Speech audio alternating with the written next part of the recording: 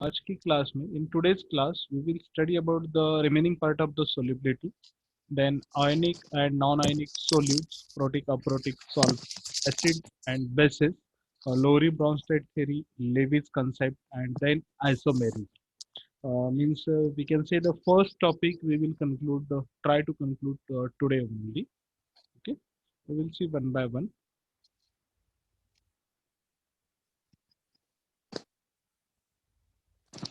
Solubility किसे कहते हैं और solvent क्या होता है?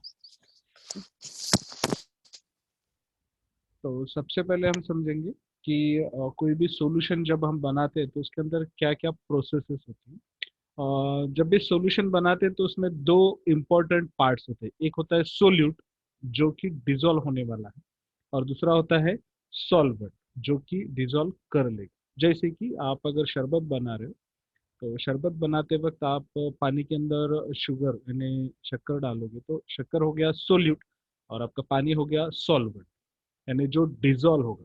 ओके, अब ये हो गया सॉलिड के केस में लिक्विड।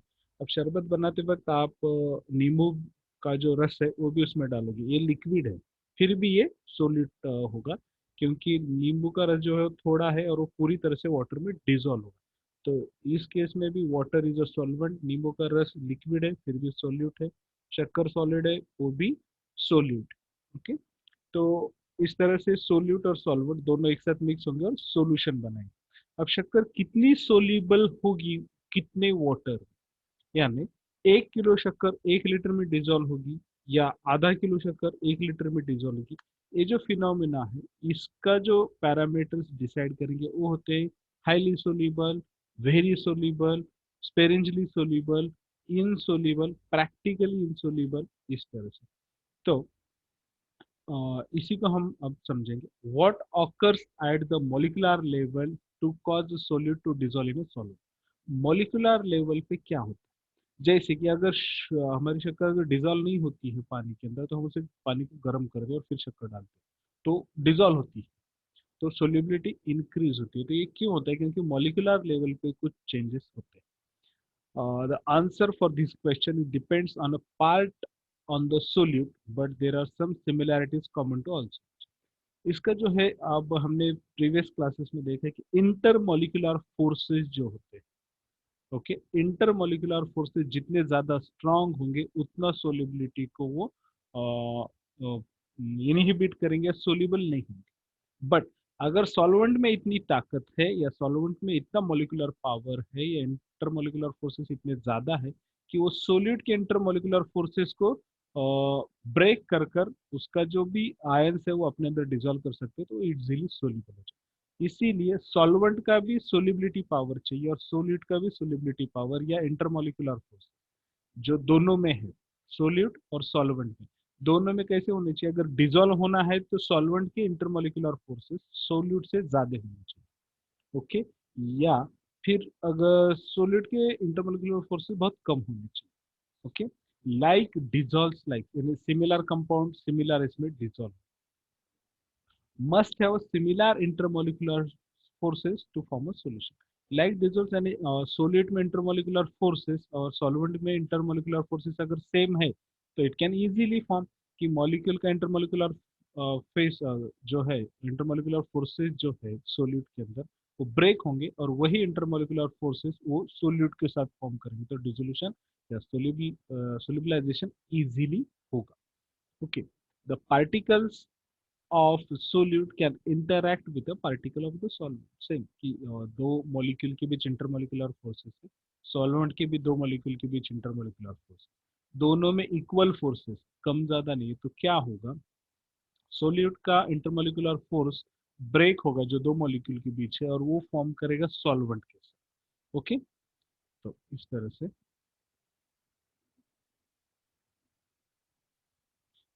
इसको और आसानी से समझेंगे।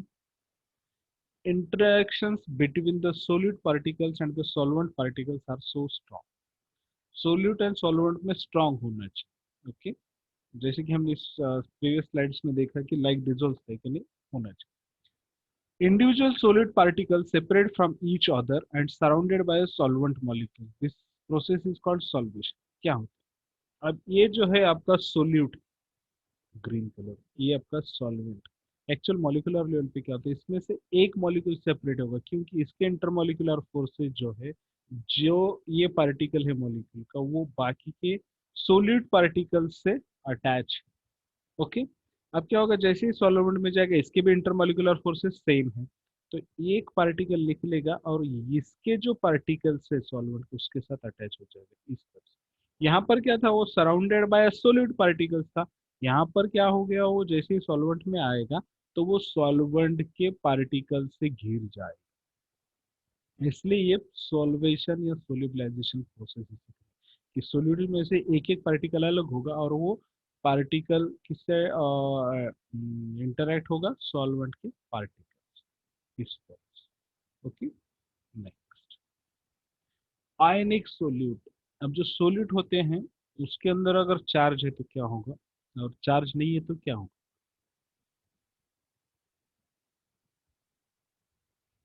पावरफुल इलेक्ट्रोस्टैटिक फोर्सेस होल्ड आयनिक लैटिस। क्या होता है, जब भी हम आपने पढ़ा होगा 11th 12th में कि लैटिस फॉर्म होता है, उसके जो क्यूब्स है, क्यूब्स के एक यूनिट के अंदर कितने पार्टिकल रहेंगे, आयनिक है तो क्या रहेगा इस तरह। जब भी आयनिक बॉन्ड होता है तो इलेक्ट्रोस्टैटिक फोर्सेस में काम करते हैं, positive negative attract each other इस तरह से। तो ये जो आयनिक सॉल्यूट्स है, इसके अंदर जो पार्टिकल्स रहेंगे, एक पॉजिटिव रहेगा एक नेगेटिव रहेगा, तो ये दोनों एक दूसरे के इतना ज्यादा स्ट्रांगली पकड़ कर रखेंगे और बॉन्डिंग स्ट्रांग होगा, इनको ब्रेक करना मुश्किल है।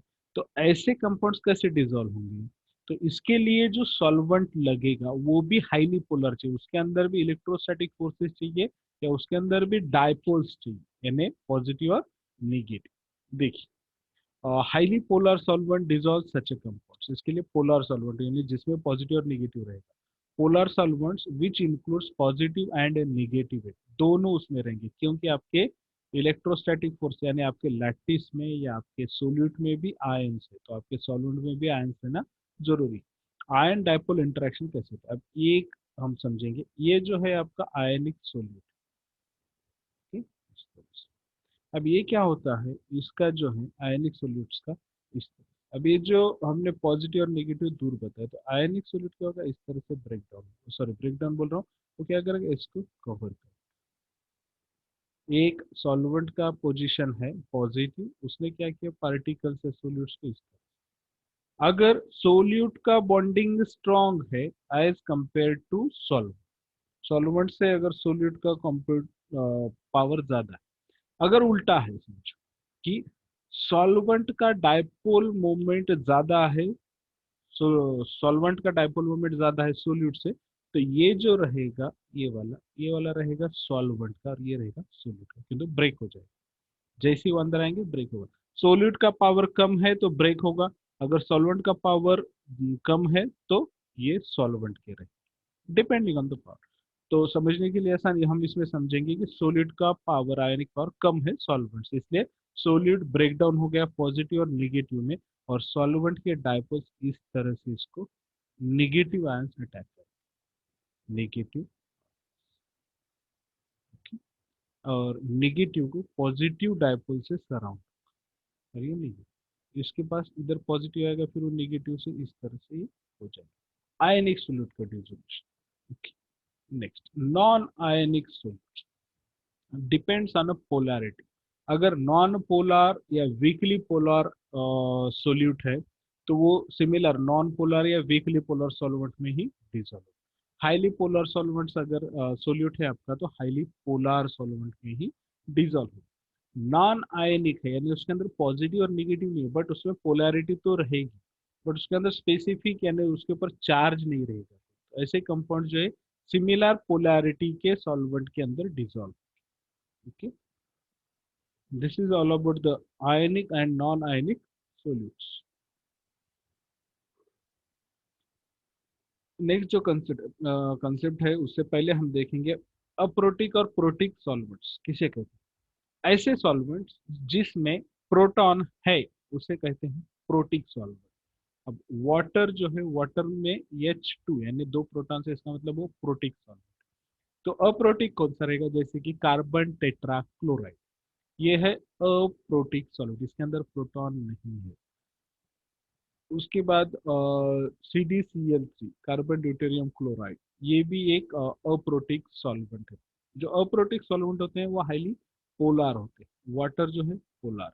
इस तरह से इसमें डायपोल मोमेंट भी ज्यादा होता है, डायपोल इंटरेक्शन में भी ज्यादा। ये डिपेंड्स कि प्रोटिक और अप्रोटिक सॉल्वेंट्स जो है आपको फर्दर स्टडीज के लिए लगते हैं या सॉल्यूशंस का सोल्यूट का डिसोल्यूशन के लिए भी यूज। नेक्स्ट जो कंसेप्ट आएगा हमारा वो है एसिड एंड बेसिस, जो ऑलरेडी अपने को आपको 11th 12th में हुआ ही है। इसमें पहला जो हमें डिस्क्राइब करना है वो है Lowry Bronsted theory. Lowry Bronsted theory postulates that acids are the substances that gives up the protons or donates the protons, यानी ऐसे कंपाउंड जो कि प्रोटॉन्स को डोनेट करेंगे, प्रोटॉन्स को दे देंगे इजीली, तो ऐसे कंपाउंड्स को हम कहते हैं acid according to the Lowry Bronsted theory.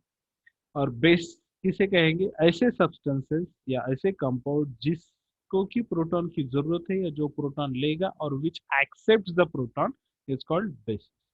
अब नीचे जैसे देखेंगे हम एग्जाम्पल में सल्फ्यूरिक एसिड है, सल्फ्यूरिक एसिड एंड वाटर, इसकी जब हम रिएक्शन करेंगे तो sulphuric acid donates one proton to water and water accept the proton H3O plus. This is a weaker acid. क्या हुआ? एसिड ने एक प्रोटॉन देकर बेस बन गया, क्योंकि इसको प्रोटॉन की जरूरत है। H2SO4 से HSO4 बन गया, H2O से H2O, यानी यहाँ का एक प्रोटॉन इधर।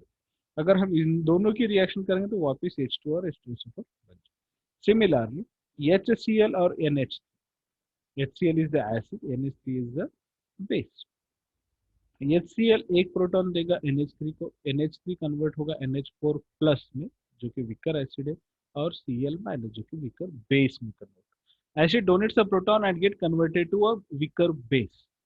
ओके, यानी एसिड जो है वो एक प्रोटॉन डोनेट करेंगे और बेस जो है एक प्रोटॉन एक्सेप्ट करेंगे। इसको हम लोरी ब्राउनस्टेड थ्योरी के हिसाब से एसिड और बेस कहते हैं। अगर हमने थोड़ी देर पहले ही देखा कि अप्रोटिक सॉल्वेंट होते हैं या प्रोटिक सॉल्वेंट्स होते हैं, तो इन्हें क्या करेंगे? ऐसे केस में क्या होगा? जिसमें प्रोटॉन नहीं हो तो प्रोटॉन डोनेट नहीं करेंगे, जिसमें प्रोटॉन नहीं है या एक्सेप्ट नहीं करते होंगे तो उन्हें कैसे हम एसिड या बेस में डिवाइड करें।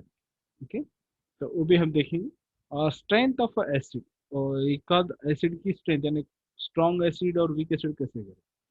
जितना जल्दी वो प्रोटॉन डोनेट करेगा उतना जल्दी या उतना स्ट्रॉन्ग वो एसिड, और जितना जल्दी बेस प्रोटॉन एक्सेप्ट करेगा वो उतना स्ट्रॉन्ग एसिड। जैसे कि यहाँ पर देखिए H3O plus, stronger acid stronger base. अब इसे हमने वीकर बेस कहा था प्रीवियस, बट यहाँ इस दोनों के कंपैरिजन में स्ट्रॉन्ग।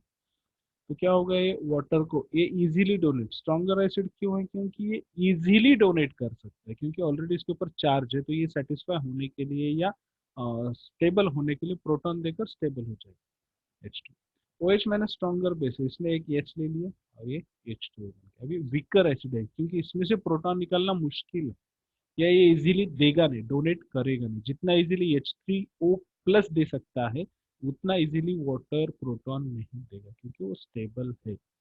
उसी तरह से OH माइनस है, तो इसको एक्सेप्ट करना बहुत इजी है। उसी तरह से अगर H2O इसको अगर आप एक्सेप्ट कराएंगे या ऐड करना चाहेंगे प्रोटॉन, दिक्कत आएगी। तो इसलिए ये विकर बेस। एसिड की स्ट्रेंथ इस तरह से रहेगी, H2SO4 sulphuric acid and hydrochloric chloric acid है इक्विवेलेंट स्ट्रेंथ। उसके बाद आएगा हाइड्रोनियम एसिड, उसके बाद अमोनियम, उसके बाद H2। बेस स्ट्रेंथ भी उसी तरह से HSO4 HCl माइनस, ये सबसे कम स्ट्रेंथ वाला बेस है। उसके बाद आएगा वाटर, उसके बाद NH3, और उसके बाद सबसे स्ट्रॉन्ग बेस रहेगा OH माइनस। इस तरह से उसके बाद जो थ्योरी है लेविस थ्योरी, लेविस थ्योरी जो है depends on the acid basis describe करती है, but on the basis of electron pair. अब इसमें जो है प्रीवियस इसमें एसिड डोनर था, बेस एक्सेप्टर था। इसमें एग्जैक्ट अपोजिट है, acid is electron pair accept.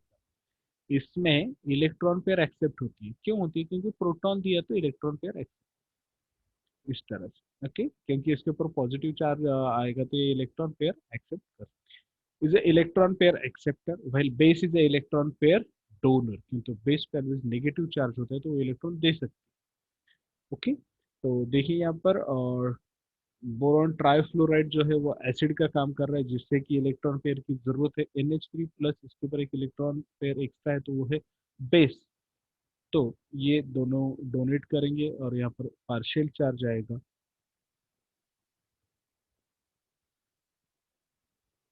तो इसमें जो बोरॉन ट्राइफ्लोराइड है ये एसिड का काम करता है, तो NH3 बेस का काम करता है, उसमें भी सिमिलर ही था, बट उसमें प्रोटॉन डोनर, अब इसमें प्रोटॉन नहीं है तो प्रोटॉन कोई दे नहीं सकता इसमें से, तो better way to accept the electrons, तो ये इस तरह से काम करता है। It's simple way to understand the Lewis theory and Lowry Bronsted. Next जो कंसेप्ट है हमारा वो है आइसोमेरिज्म। आइसोमेरिज्म किसे कहते हैं, देखिए, similar molecular formula but compounds are different, या उनका स्ट्रक्चर जो है अरेंजमेंट का वो डिफरेंट रहेगा, किस तरह से। अब यहाँ पर दो स्ट्रक्चर मैंने लिखे हुए, पहला स्ट्रक्चर है इथाइल अल्कोहल का, दूसरा स्ट्रक्चर है डाई मिथाइल ईथर का। दोनों में कार्बन गिनेंगे हम तो उसमें हम दो ही कार्बन दोनों में भी, हाइड्रोजन गिनेंगे तो दोनों स्ट्रक्चर में हाइड्रोजन 6, ऑक्सीजन जब हम गिनेंगे तो वो भी एक है, यानी इनका जो मोलिकुलर फॉर्मूला है वो है C2H6O, यानी कार्बन 2, हाइड्रोजन 6 और ऑक्सीजन 1। तो ये चेंज कहाँ हो रहा है, अब दोनों का अगर हम मॉलिक्यूलर वेट निकाले तो 46 ही आएगा, इनका मास एनालिसिस करेंगे तो भी उस हिसाब से तो 46 ही आएगा, ओके। अगर हम इनका टेस्ट करेंगे तो कार्बन, हाइड्रोजन और ऑक्सीजन के प्रेजेंस के लिए तो सिमिलर रिजल्ट्स आएंगे, बट जब हम इनका बॉइलिंग पॉइंट चेक करेंगे तो इथाइल अल्कोहल बॉयल होगा 78 डिग्री सेल्सियस, तो डाइथाइल मीथर होगा -24,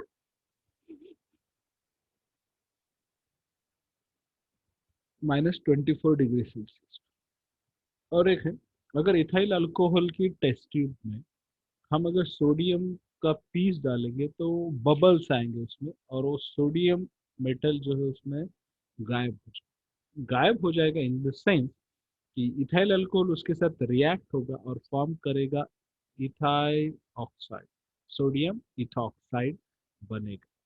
वहीं अगर सेम टेस्ट ट्यूब में हम अगर डाइमिथाइल ईथर लेंगे और उसमें अगर similar quantity of sodium metal डालेंगे तो कोई रिएक्शन नहीं होगी, sodium metal as it is उसमें दिखेगा, क्योंकि कोई रिएक्शन होगी, ओके। उसके बाद अगर हम हाइड्रोआयोडिक एसिड की रिएक्शन करेंगे इथेनॉल के साथ या इथाइल अल्कोहल के साथ, तो हमें जो प्रोडक्ट मिलेगा वो मिलेगा इथाइल आयोड, और सिमिलर रिएक्शन अगर हम डाइमिथाइल ईथर के साथ परफॉर्म करते हैं तो हमें मिलेगा methyl आयोड। This is the difference. क्यों डिफरेंस है, क्योंकि दोनों में फंक्शनल ग्रुप डिफरेंस, जैसे कि इथाइल अल्कोहल में OH is a functional group, तो डाइमिथाइल ईथर में oxygen is a functional group, ये यहाँ पर डिफरेंस। तो इसके ऊपर से हम कह सकते हैं कि different compounds are different but their molecular formula is same. इसको हम ऐसे बोल सकते हैं,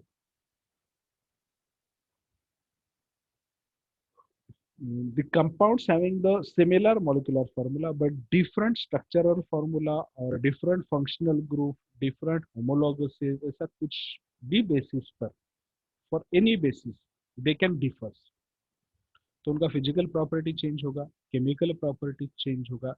इस तरह से अगर कंपाउंड्स है तो उसको उस फिनोमिना को कौन सा फिनोमिना जिसमें कि मोलिकुलर फार्मूला सेम है बट स्ट्रक्चर्स या उनका फिजिकल केमिकल प्रॉपर्टी चेंज है, या उनके फंक्शन ग्रुप चेंज है, उनके स्ट्रक्चर्स चेंज है, तो उसे हम कहेंगे आइसोमेरिज्म या isomers. This is the very vast concept we will learn meanwhile concluding towards the our whole course. Okay? Any doubt?